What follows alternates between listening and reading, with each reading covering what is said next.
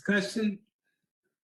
I think that's going to be some takeaways from tonight's presentation.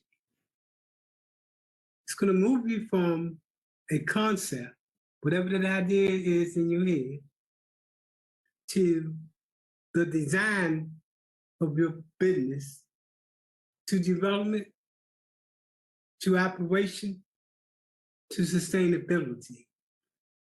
Tonight's presentation is going to focus on all of those key components for any successful business, whether you're new or whether you're just getting started with your for-profit business.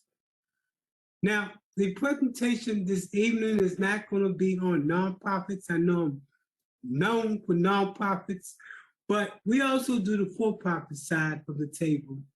And tonight's presentation is going to focus on that side of the table related to for-profit side of the table. So we're going to get started at about 7:10, 7:12, somewhere in that neighborhood. But I think that you're going to take away from tonight's class, as to people who take all of our class, is you're going to take away come with a very knowledgeable perspective related to business and all facets of your particular business. So as you can see, people are trickling in, like one at a time. As is the case, I find with my classes. And once we get started, you're going to see people just jumping on in. But that's why I say I give them that grace period of up to 12 minutes. And then I just go ahead and get started.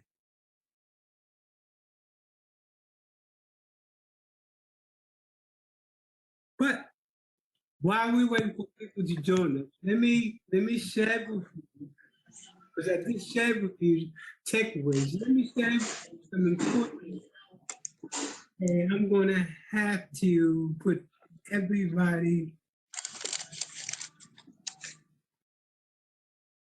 Okay, I'll move. Excellent. At some point during the presentation, I definitely will allow folks to speak after I finish up the class.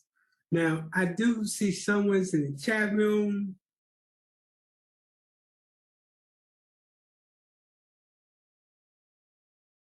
They asked a question related to the recording of the night's presentation. What we will send from the night's presentation is not the recording. What we will send is a PowerPoint presentation. Now, those that actually want a video of the actual class, we do charge $9.99. So you can actually get a video of the entire video class as you're looking at it tonight. But at the very least, we can send you a PowerPoint presentation. So thank you for asking that question. And please ask that question as people come in related to the tonight's presentation. So let me give some takeaways that I think that you want to take in consideration as you start your business. And what investors and what funders and what lenders look for. The first thing they want to make sure is that you know your numbers. Are you making money? That means that you should have at least 90 days of revenue to cover your business if you're going for a particular business loan. They don't like you coming to them for a business loan if you only got like 30 days or 15 days. So make sure you got at least 90 days in reserve when you're going for a business loan. Also, make sure you're paying your bills. The other thing, and this is very important, is that you know your customers. That is, why do they buy from you? Do you have a lower base? You're going to learn about that when we get into the major presentation. Do you, other people that buy from you, or they stick them with you and you know they will come back as repeat customers? The other thing is know your competitors, because your competitors can actually interfere with your bottom line profit. In order to do that, you have to present a better, what we call total customer experience, from the customer service to the quality of the food, the way the food look, or if you're doing a restaurant, all of that. The total experience that that client has in terms of ordering something and getting it, customer service, if they have a problem, all that.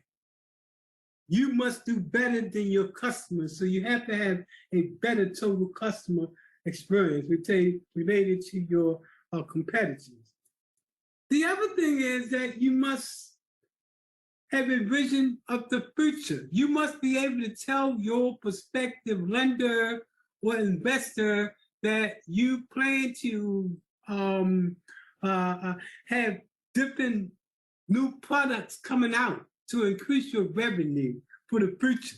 And the income that's coming in is going to allow you to get those new streams of pipeline of projects that's coming on to your project. The other thing they're going to ask, and this is very important, is why are you uniquely qualified to run this business? That's when you need to sell yourself.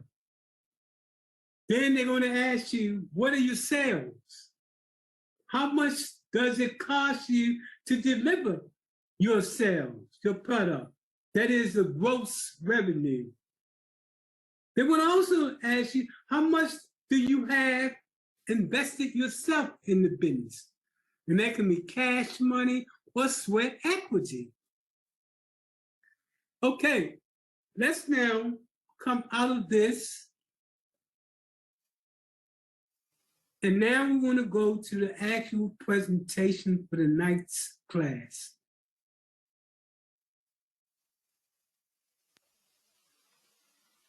So I'm gonna unmute for 1 second because I want to make sure everybody hears me.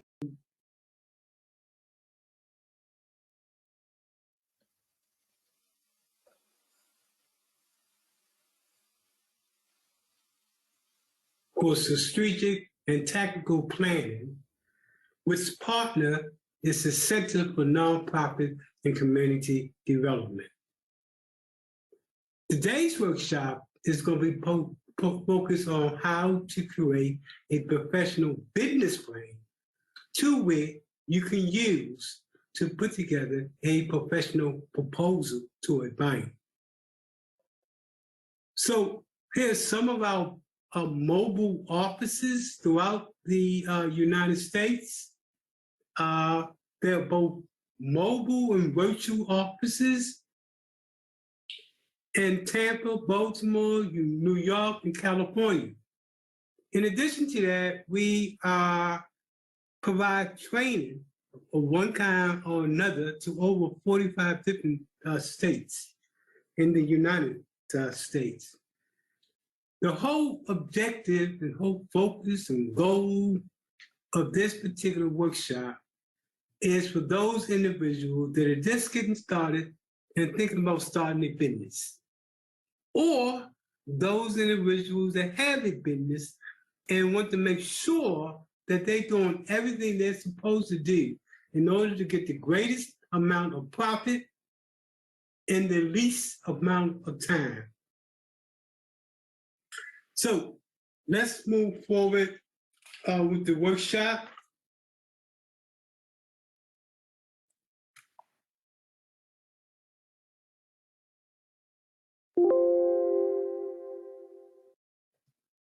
Your learning objectives for this workshop is to describe the different, by the end of this workshop, you should be able to describe the different components of a business plan.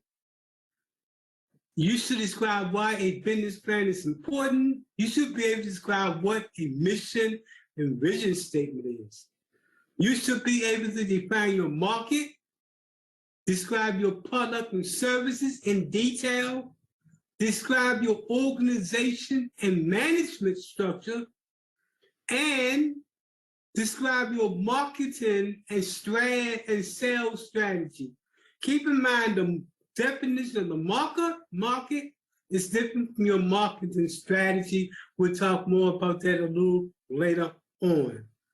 And finally, you should be able to understand financial statements.